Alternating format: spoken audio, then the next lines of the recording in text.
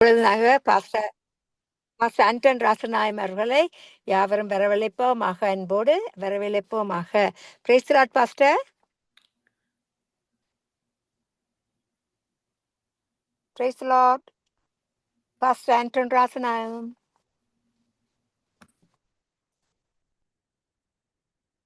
காலையத்தில் Praise the Lord, Sister Dolly. Praise the Lord, நேயர்களே. Amen. Praise the Lord, praise the Lord pastor. வாருங்கள், வந்து கர்த்தருடைய வார்த்தையை பகிர்ந்து கொள்ளுங்கள். நன்றி. God bless you.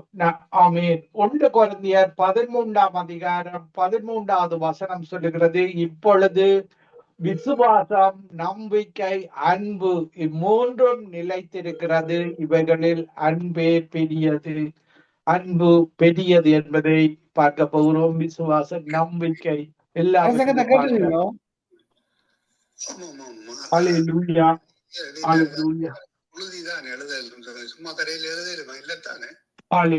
ஆவியானவரே நன்றி, நன்றி வல்லவரே நன்றி, வாக்குமானவரே நன்றி, மகிமைக்குரியவரே நன்றி, மாறாதவரே உமக்கு நன்றி, நன்றி. துதிக்கிறோம், தோத்தரிக்கிறோம் நல்லவரே நன்றி. நாங்கள் ஒரு ஜெபத்துடன் ஆரம்பிப்போம். கிருபையும் இரக்கமும் பரிசுத்தமும் நிறைந்த எங்கள் அன்பு தகப்பனே, நீர் அன்புள்ள தேவன், ஒன்றான மெய்தேவன், நம்முடைய ஒரே போராட குமாரனாகிய இயேசு கிறிஸ்துவை விசுவாசிக்கிறவன் எவனோ அவர் கெட்டு போகாமல் நித்திய ஜீவனை அடையும்படி அவரை தந்தருளி எங்கள் மேல் அன்பு கூர்ந்தார். Hallelujah, hallelujah, hallelujah, holy, holy, holy. பரிசுத்தார், பரிசுத்தார், பரிசுத்தார், பரிசுத்தார், எங்கள் தேவன் பரிசுத்தார். தோத்திரம், தோத்திரம், தோத்திரம், தோத்திரம். துதிக்கிறோம், தோத்தரிக்கிறோம், வாழ்த்துகிறோம், வணங்குகிறோம், ஆராதிக்கிறோம், உம்மை மகிமைப்படுத்துகிறோம். ஹல்லேலூயா, ஹல்லேலூயா. மகேந்திரன் ஐயா, உங்களோட போனை மியூட் பண்ணுங்க. நாங்கள் ஒரு பாடலை பாடி தேவனுடைய வார்த்தைக்கு கடந்து செல்வோம். உன்னத தேவன் உன்னுடன் இருக்க உள்ளமே கலங்காதே. உன்னத தேவன் உன்னுடன் இருக்க உள்ளமே கலங்காதே. அவர் உள்ளவரே, என்றும் நல்லவரே, நன்மைகள் குறையாதே. அவர் உள்ளவரே, என்றும் நல்லவரே, நன்மைகள் குறையாதே. உன்னதமானவரின் மறைவில் எங்களை வைத்திருக்கிறவர் உள்ளவர், நல்லவர், எங்களுக்கு அப்பொழுது நன்மைகளை செய்கிற தேவன் தான் நாங்கள் ஆராதிக்கிற ஒன்றான மெய்தேவன். உன்னத தேவன் உன்னுடன் இருக்க உள்ளமே கலங்காதே. உன்னத தேவன் உன்னுடன் இருக்க உள்ளமே கலங்காதே. பாவத்தில் இருந்த உன்னை பரிசுத்தமாக்கியவர். ஆமாண்டவரே, நாங்கள் இருளில வாழ்ந்தோம், பாவத்தில வாழ்ந்தோம், அந்த ஊழியான சேற்றில வாழ்ந்தோம், அறியாமல் வாழ்ந்தோம், எங்களை பரிசுத்தமாக்கினீரே. உமக்கு நன்றியோடு துதிக்கிறோம், தோத்தரிக்கிறோம். பாவத்தில் இருந்த நம்மை பரிசுத்தமாக்கியவர், தாழ்மையில் கிடந்த தம் தயவால் தூக்கியவர். உன்னத தேவன் உன்னுடன் இருக்க உள்ளமே கலங்காதே. அந்நாளில் தம் பாதம் அமர்ந்த அந்நாளின் ஜபம் கேட்டார். அந்நாள் தேவனுடைய பாதத்தில் அமர்ந்து பொருத்தனை பண்ணி எனக்கு ஒரு பிள்ளை வேண்டும் என்று கேட்டாள். ஒரு பிள்ளையை கொடுத்ததோடு அந்த பிள்ளையை அந்நாள் தேவனுக்கு ஒப்பு கொடுத்ததை நிமித்தம் அவருக்கு மேலும் பல பிள்ளைகளை கொடுத்ததை நாங்கள் பார்க்கக்கூடியதாக இருக்கிறது. இப்படியாக ஆகார் தண்ணீர் இல்லாமல் அந்த வனாந்திரத்தில நடந்து பொழுது அந்த மகளினுடைய துயரை துடைத்தவர் தான் எங்களுடைய தேவன். அந்நாளில் தம்பாதம் அமர்ந்த அந்நாளின் ஜெபம் கேட்டார். அனாதையாய் தவித்த அந்த ஆகாரின் துயர் தீர்த்தார். உன்னத தேவன் உன்னுடன் இருக்க உள்ளமே கலங்காதே. இயேசு உன் முன் நடந்தார், நீ யோர்தானை கடந்துடலாம். ஆமாண்டவரே, மோசே உம்மிடத்துல கேட்டான், உம்முடைய சமூகம் எனக்கு முன்பாக போகும்படியாக செங்கடலை கடந்து செல்ல பண்ணினீரே, யோர்தானை கடந்து செல்ல பண்ணினீரே. உம்முடைய சமூகம் இன்றைக்கு வாழுகிற எங்களுக்கு முன்பாகவும் போகும்படியாக நாங்களும் அழைக்கிறோம். உம்முடைய விசுவாசத்தில அந்த உம்முடைய வெப்பை போல அந்த விசுவாசத்தை தந்து எங்களுக்கு முன்பாக நீர் போகும்படியாக இந்த கடைசி காலத்தில் வாழுகிற ஒவ்வொரு மக்களுக்கும் முன்பாக நீர் போய் கொள்ளலானவைகளை சரிப்படுத்தும்படியாக உம்மை அழைக்கிறோம். நடந்தால் நீயோ தானை கடந்திடலாம்.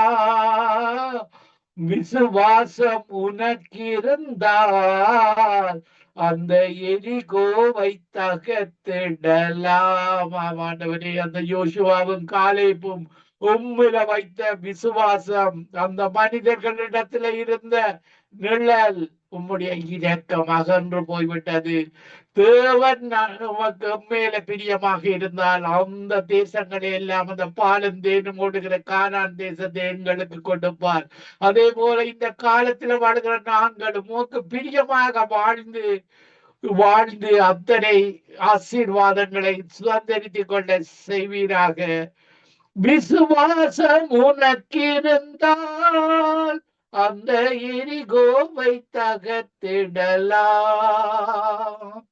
உன்னத தேவன் உன்னுடன் இருக்க உள்ளமே கலங்காதே.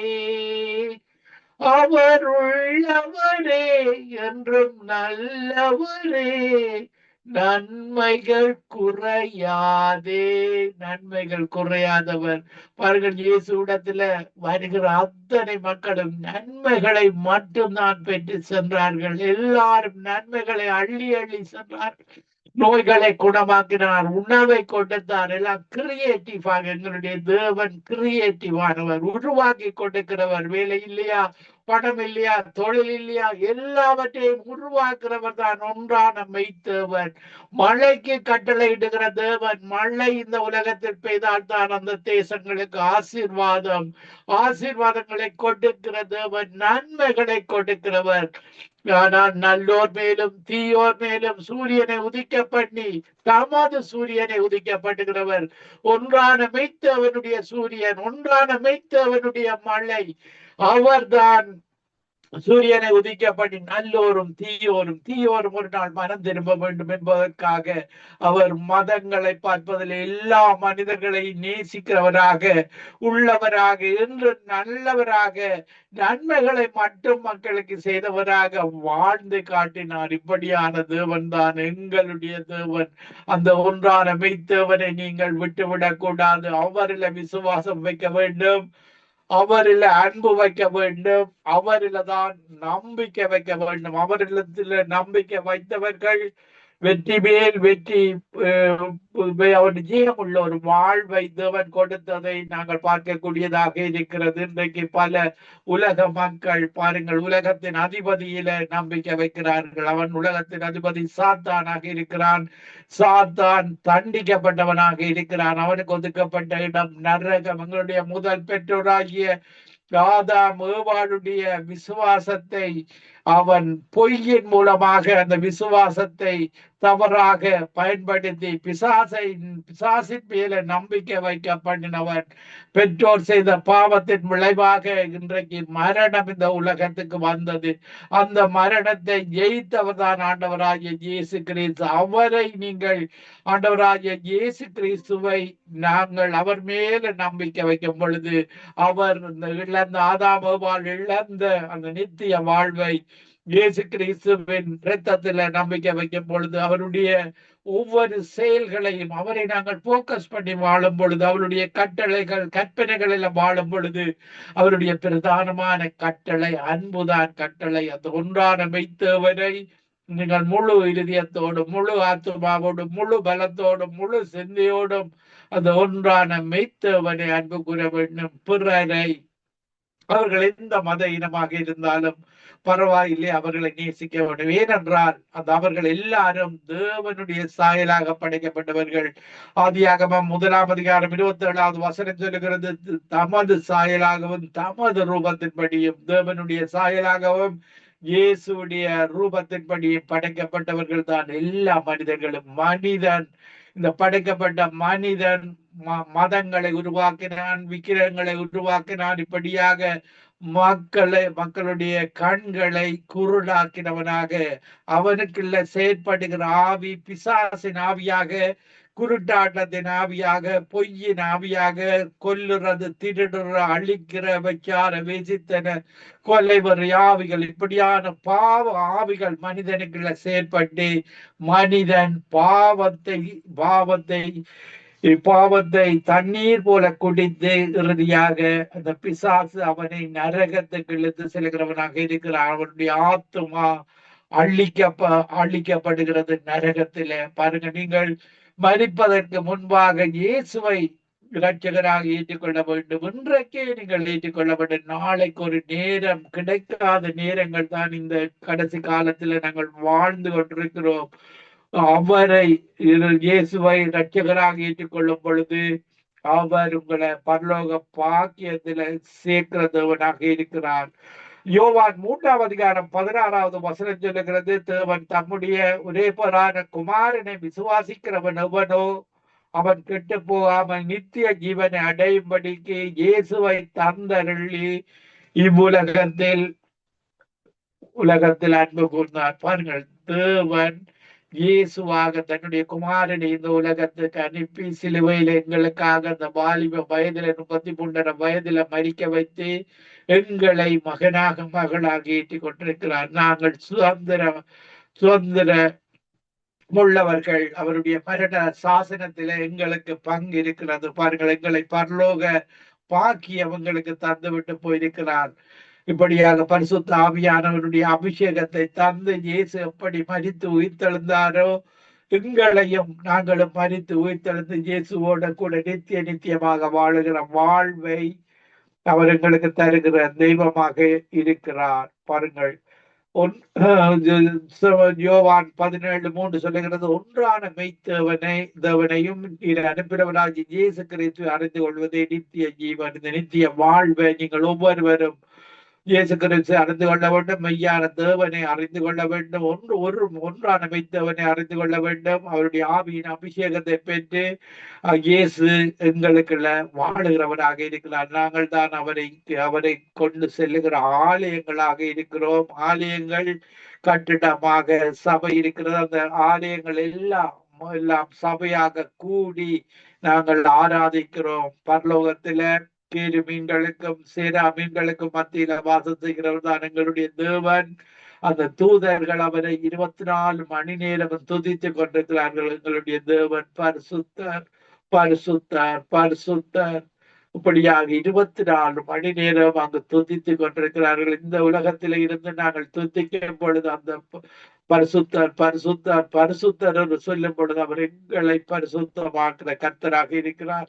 பாவங்களை மன்னிக்கிறவராக இருக்கிறார். அவர் தவிர அவர் ஒருவர் தான் பரிசுத்தர். இந்த உலகத்துல மாம்சத்தில வந்த ஒரே ஒரு தெய்வம், ரட்சிக்கப்படுவதற்கு கொடுக்கப்பட்ட நாமம் அப்போஸ்தலர் 4:12 சொல்லப்படுகிறது. அவர் ஒருவர் தான் பரிசுத்தர். நாங்கள் பாவிகளாக இருந்து பரிசுத்தமாக அவருடைய அபிஷேகத்தை பெற்று பரிசுத்த ஆவியை பெற்று நாங்கள் பரிசுத்தமாக வாழ்ந்து கொண்டிருக்கிறோம். பாருங்கள், அவருடைய ஆவியை பெற்றவன் அவரிடத்துல பிசாசு அவனை தொட மாட்டான் என்று சொல்லுகிறது. பாருங்கள், பிசாசுக்கு இடம் கொடுக்கிறவர்கள் நாங்கள் பார்க்கும் பொழுது யோவான் 3:17 சொல்லுகிறது, இயேசு முதல் முறை வரும் பொழுது மனுக்குலத்துக்காக தன் உயிரை கொடுக்க வந்தார். அவர் ஆக்கினைக்கு முதல் தரத்துல வந்து ஆக்கினை தீர்ப்புக்காக கொடுப்பதற்கு அவர் வரவில்லை. மனிதனை நான் எப்படியாவது தண்டித்திட விட வேண்டும் என்று சொல்லி ஒரு ஒரு ஒரு கொடூர இருதயத்தோடு அவர் வரவில்லை. தன் உயிரை கொடுப்பதற்கு தான் அவருடைய மிஷன். பாருங்கள், இந்த உலக மக்கள் ரட்சிக்கப்பட வேண்டும். என்னுடைய மரணத்தை பார்த்து, என்னுடைய சிலுவை மரணத்தை பார்த்து, பாவமில்லாத என்னை பார்த்து, இயேசுவை பார்த்து, ஒரு சாபமே இல்லாத இயேசுவை பார்த்து, சாபமில்லாத இயேசு சாபமானார். சாபமான மக்களுக்காக பாவமில்லாத இயேசு பாவமானார். பாவிகளுக்காக என்ற ஒரு உணர்வோடு நாங்கள் இயேசுவை தேடும் பொழுது அவர் உங்களுக்கு இடப்படுவார். பாருங்கள், முதல் முறை வரும் பொழுது யோவான் 3:17 சொல்லுகிறது, உலகத்தை ஆக்கினைக்குள்ளாக தீர்க்கப்படி தேவன் தம்முடைய குமாரனை உலகத்துக்கு அனுப்பாமல் இயேசுவாலே உலகம் ரட்சிக்கப்படுவதற்காகவே தேவன் இயேசுவை அனுப்பினார். பாருங்கள், அவரை விசுவாசிக்கிறவன், இயேசுவை விசுவாசிக்கிறவன் ஆக்கினைக்குள்ளாக தீர்க்கப்படான். விசுவாசியாதவன் எவனோ தேவனுடைய ஒரே பரான குமாரனுடைய நாமத்தில், இயேசு கிறிஸ்துடைய நாமத்தில் விசுவாசம் உள்ளவனாய் இராதபடியினால் அவன் ஆக்கினை தீர்ப்புக்கு உட்பட்டாயிற்று. நீங்கள் இயேசுவை விசுவாசிக்கவில்லையா? மதத்தை விசுவாசிக்கிறீர்களா? பாவத்தை விசுவாசிக்கிறீர்களா? சாபத்தை விசுவாசிக்கிறீர்களா? மரணத்தையும் சாபத்தையும் விரும்புகிறீர்களா? நீங்கள் நீங்கள் நீங்கள் ஆக்கினை தீர்ப்பு இப்படியான பிசாசுக்கு ஆக்கினை தீர்ப்பு வழங்கப்பட்டு விட்டது. நீங்களும் மனம் திரும்பி விட வேண்டும் என்று சொல்லி இயேசு விரும்புகிறார். பாருங்கள், எங்களுக்கு ஜீவனையும் ஆசீர்வாதத்தையும் ஒரு பக்கத்தில் வைத்திருக்கிறார். நாங்கள் அதை தெரிந்து கொள்கிறோம், இயேசுவை தெரிந்து கொள்கிறோம், ஜீவனை தெரிந்து கொள்கிறோம், இந்த இன்மைக்கு பின்பு நித்திய ஜீவனை தெரிந்து கொள்கிறோம், இயேசுவோடு வாழுகிற வாழ்வை தெரிந்து கொள்கிறோம். இன்றைக்கு பாவத்தில வாழுகிற மக்கள், மதங்களில வாழுகிற மக்கள் பிசாசினுடைய ஆவிகளை தெரிந்து கொள்கிறார்கள், பாவத்தை தெரிந்து கொள்கிறார்கள், சாபத்தை தெரிந்து கொள்கிறார்கள், மரணத்தை தெரிந்து கொள்கிறார்கள், இறுதியாக பாதாளம், நரகம், இப்படியாக நித்திய நிந்தையை தெரிந்து கொள்கிறார்கள். பாருங்கள், இயேசுவை தெரிந்து கொள்ளும் பொழுது தெரிந்து கொண்ட அந்த ஏழை லாசரஸ் ஆபிரகாமின் மடியில் இருக்கிறான். நீங்கள் பாவத்தை, சாபத்தை, மதத்தை தெரிந்து கொள்ளும் பொழுது அந்த ஐஸ்வர்யவான் பாதாளத்தில வேதனைப்படுகிற இடத்தை தெரிந்து கொள்ளுகிறீர்கள். பாருங்கள், அவனுக்கு பாதாளத்தில தான் அவனுக்கு உணர்வு வருகிறது. என்னுடைய சகோதரர்கள், இந்த உலகத்தில் இருக்கிற என்னுடைய சகோதரர்கள் ரட்சிக்கப்பட வேண்டும் என்ற ஒரு உணர்வு வருகிறது. அது இப்பொழுதே வந்துவிட வேண்டும். பாருங்கள், எங்களுக்கு பழைய பாட்டில நடந்த காரியங்கள், இதுவரையும் இயேசு இந்த உலகத்துல கற்று தந்த காரியங்கள் எல்லாம் எங்களுக்கு திருஸ்தாந்தமாக வைக்கப்பட்டுள்ளது. எங்களுக்கு படிப்பினைக்காக. நீங்கள் ரயிலுக்குள்ள போய் விழுந்து இருந்தால் நீங்கள் செத்து போவீர்கள் என்ற ஒரு காரணம். இன்றைக்கு நீங்கள் இயேசுவை நம்பாவிட்டால் நரகத்துல போய் அழிந்து போவீர்கள் என்றதற்காக தேவன், பாருங்கள், கானான் தேசத்துக்கு அந்த இஸ்ரவேல் ஜனங்களை, அடிமைத்தனத்தில் இருந்த ஜனங்களை அழைத்து சென்று கானான் தேசத்துக்கு எங்களுக்கு திருசாந்தமாக அவர் கற்று தந்திருக்கிறார். இயேசுவை தெரிந்து கொள்ளும் பொழுது இந்த புதிய ஏற்பாட்டில் வாழுகிற நானும் நீங்களும் கிருபையினால இரக்கத்தை கொண்டு இலவசமாக ரட்சிக்கப்படுகிறோம். எங்களுடைய தேவனுடைய சொந்தம் தான் இந்த உலகம். ஆடு மாடுகள் சொந்த உலகத்தில் உள்ள அத்தனை சொத்துக்களும் எங்களுடைய ஒன்றான மெய்த்தேவனுடைய சொத்தாக இருக்கிறது. மழை வாரத்தில் இருந்து வந்தால்தான் இந்த உலகத்துக்கு ஆசீர்வாதம். பாருங்கள், மழை அடைக்கப்பட்டு விட்டார். அன்றைய காலங்களில் எலியா தீர்க்கதரிசி மழையை அவனுக்கு ஒரு தீர்க்க தரிசனத்தினால மழையை கட்டுற சக்தியை கொண்டிருந்தார் தேவன். இப்படியாக 3.5 வருடம் பஞ்சங்கள் இருந்தது பாருங்கள். இப்படியாக மழையை மீண்டுமாக அவன் ஜெபம் பண்ணினான், மழை வந்தது. இப்படியாக இன்னும் எங்களுக்கு நல்ல காலங்களை, செழிப்பான காலங்களை தான் இதுவரை எங்களுடைய தேவன் இந்த புதிய ஏற்பாடு காலத்துல தந்து கொண்டிருக்கிறார். ஆனால் மனிதன் இன்றைக்கு யுத்தத்தை விரும்புகிறான், தீமையை விரும்புகிறான், பிசாசுக்கு பிரியமான திருடுவது, கொல்லுவது, அழிப்பது, அநியாயம் செய்வதை பிசாசுகள் விரும்புகிறது. அதை மனிதனும் விரும்புகிறான் பாருங்கள். இப்படியான மனிதர்களுக்காக நாங்கள் ஜெபித்துக் கொள்ள வேண்டும். அந்த ஆவிகளை கட்டுப்படுத்தி பாருங்கள். எங்களுடைய தேவன் எங்களுக்கு கற்றுத்தருகிறார். எபேசியர் 6:12 இந்த உலகத்தில மனுஷன் மாம்சத்தில போராடுகிறான். அசுத்தாவிகள் அந்த மாம்சத்துல போராடுகிற மனிதர்களுக்கு திருடுவது, கொல்லுவது, அழிப்பதை கற்றுக் கொடுக்கிறார். நாங்கள் மாம்சத்தோடும் இரத்தத்தோடும் அல்ல, துரைத்தனங்களோடும் அதிகாரங்களோடும் வானமண்டலத்தில் உள்ள பொல்லாத ஆவிகளின் சேனைகளோடும் ஜபத்தில நாங்கள் அவற்றை கட்டி ஜபிக்க வேண்டும். அந்த அதிகாரத்தை எங்களுக்கு தேவன் தந்திருக்கிறார். இப்படியான தேவன் தான் எங்களுடைய தேவன். எங்களை நேசிக்கிற தேவனாக இருக்கிறார். பாருங்கள், யோவான் 3:20 சொல்லுகிறது, பொல்லாங்கு செய்கிற எவனும் ஒளியை பகைக்கிறான், தன் கிரிகைகள் கண்டிக்கப்படாதபடிக்கு ஒளியின் இடத்தில் வராதிருக்கிறான். இயேசு இடத்துல வந்தால் பாருங்கள், சில திருடர்கள், கள்ளர்கள் பாருங்கள், இப்படியாக சண்டித்தனத்தில் வாழ்ந்தவர்கள் இயேசு வந்து விட்டால் அவர்கள் அந்த பழக்கங்கள் எல்லாம் விட்டு விடுவார்கள். இப்படித்தான் அவர்களுடைய இருதயம் மாற்றப்படுகிறது. பாருங்கள், நாங்கள் சவுலை பார்க்கும் பொழுது சவுல் ஒரு தீமை செய்கிறவனாக, கிறிஸ்தவர்களை துன்பப்படுத்துகிறவனாக இருந்தான். இயேசு என்ற ஒளி அவனோடு வந்து இடைப்பட்ட பொழுது அவன் இயேசுவை போல காரியங்கள் செய்ததை, தேவனுடைய சுவிசேஷத்தை அறிவித்ததை நாங்கள் வேதாகமத்தில் பார்க்கக்கூடியதாக இருக்கிறது. இது மத மாற்றம் அல்ல, மனதை மாற்றுகிறவர். நீங்கள் எல்லாரும் தேவனுடைய பிள்ளைகளாகத்தான், தேவனுடைய சாயலாகத்தான் நீங்கள் எல்லாரும், எல்லா மனிதர்களும் படைக்கப்பட்ட நீங்கள் தான் தீமையை தெரிந்து கொள்ளுகிறீர்கள். பிசாசு தான் அந்த தீமைகளை தருகிறவனாக இருக்கிறான். இயேசு இந்த உலகத்துல 3.5 வருடங்கள் அவரிடத்துல ஜனங்கள் அப்படியே வந்து கொண்டே இருப்பார்கள். நன்மைகளை பெற, சுகத்தை பெற, பிசாசின் பிடிகளில் இருந்து விடுதலை பெற இயேசு எல்லாருக்கும் பிசாசை அதட்டி, பிசாசுகளை அகற்றி, நோய்களை குணமாக்கி நன்மை செய்கிறவராக, கலிலேயா எங்கும் நன்மை செய்கிறவராக சுற்றி திரிந்தார். இப்படித்தான் அவர் எங்களையும் வாழ வைக்கிறவராக அவர் இருக்கிறார். அவரை நாங்கள் அனுதினமும் அவரோடு, அவரை போல நாங்கள் முழுவதும் அவரை போல ஜெபித்து, அவரை போல வாழும் பொழுது அவர் எங்களையும் அதே அதிகாரத்தை அவர் எங்களுக்கு தந்திருக்கிறார். அந்த அதிகாரத்தை அவர் அந்த வசனங்களின் மூலமாக அதை நிறைவேற்றுகிற தேவனாக இருக்கிறார். இப்படியான தேவன் தான் எங்களுடைய தேவன்.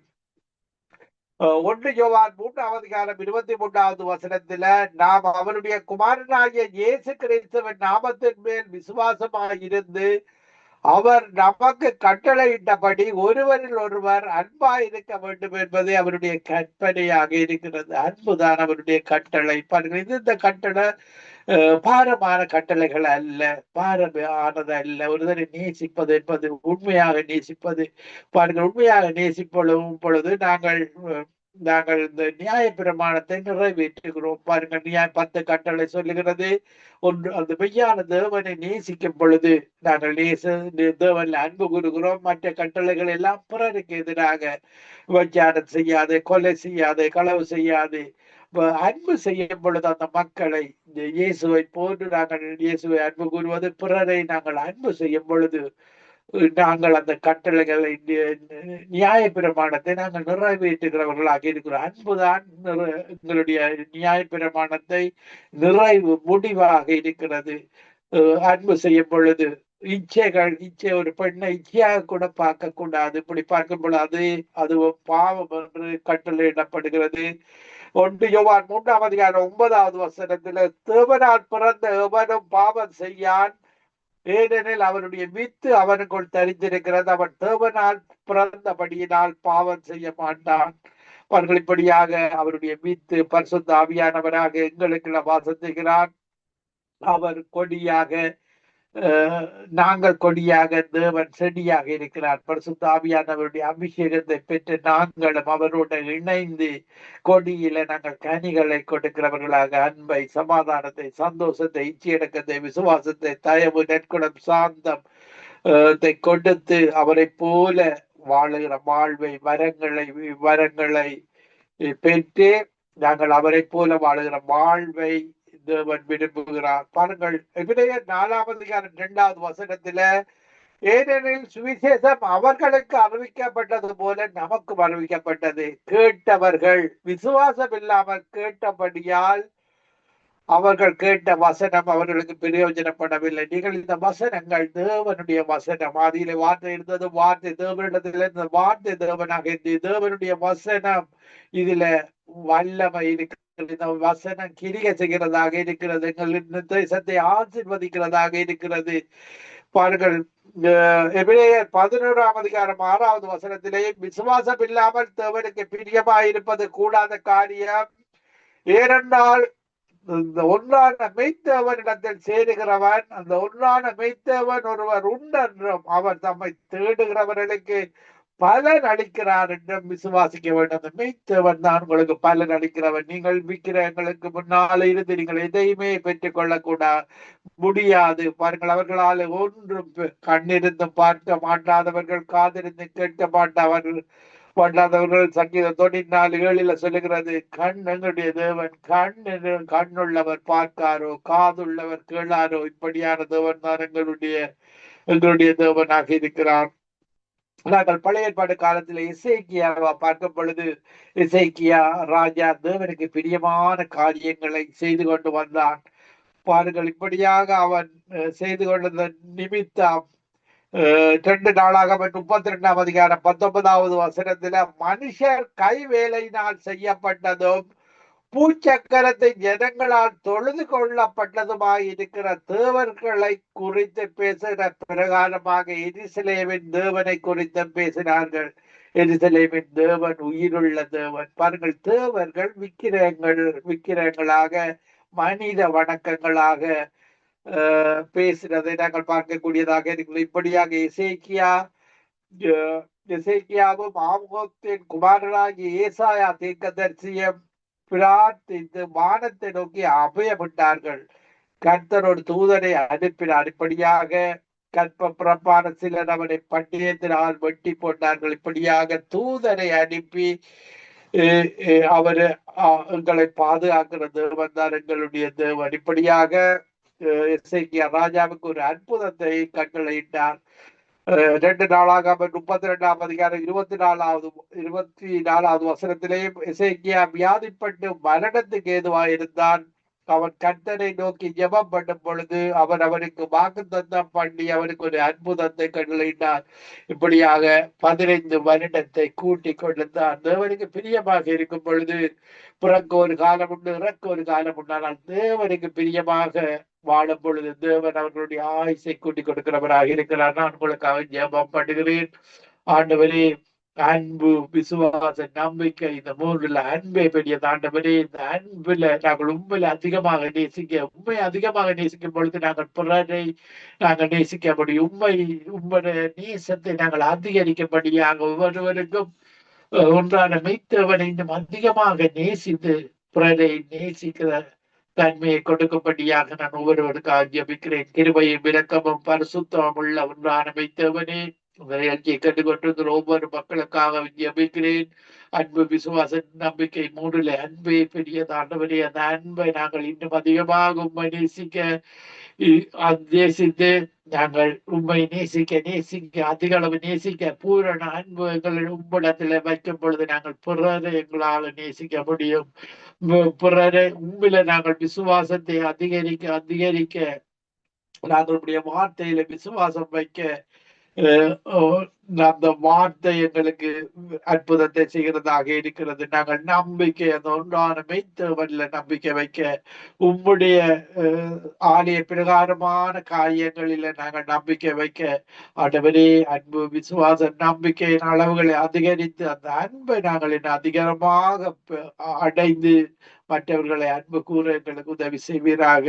பரிசுத்த ஆவியானவரே ஒவ்வொருவரையும் இந்த அன்பை எங்களுக்கு இன்னும் அதிகமாக அதிகரித்து தாரும். ஒவ்வொருவரோடு விடைப்படும் அன்பு உடைய அன்பு ஊற்ற எங்களுடைய உள்ளத்திலிருந்து புறப்பட கிருபை செய்யும். துதிகர மகிமை ஒன்றான அமைத்தவராகி உமக்கை செலுத்தி ஆண்டவரின் நிச்சயமாகிய இயேசு கிறிஸ்துவின் நாமத்தில் ஒருவரையும் ஆசீர்வதித்து ஜபிக்கிறேன். எங்களை எப்பொழுது நேசிக்கிறேன் நல்ல பிதாவே.